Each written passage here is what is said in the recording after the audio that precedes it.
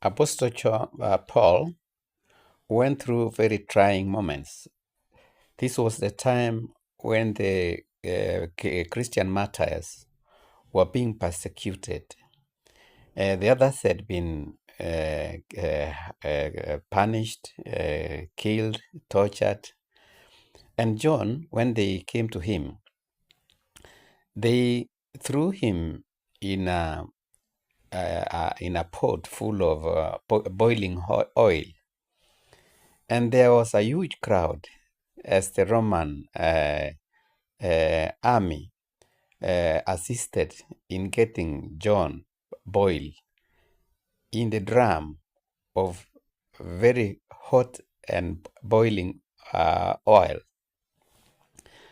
But true as it is, or true as it may, when John was thrown into the boiling oil, the expectations of the population or the crowd was that this man would actually roast and cook entirely. Imagine a whole man is thrown into a drum of oil until you sink in oil.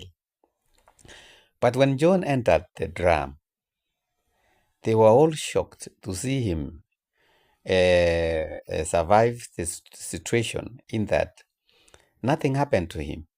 In fact, it was like he was washing himself with the oil.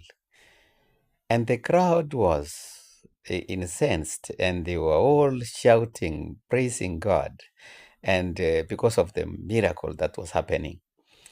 So the leaders or administrators who were performing the act was full of shame, and they removed him from the drum and carried him all the way to the island of Patmos. This island was where criminals used to be sent to, an island, a very tiny island full of rock. And there was no attractive features in that area. It was used to send people to punish them away from people. So while John was there, with the other people who had been put with him, I say criminals, John continued serving God, and that is where he received revelation from the living God, from Jesus himself. And he wrote the book of Revelation, a very powerful book. So you see, no matter how enemies attack you, you will succeed in Jesus.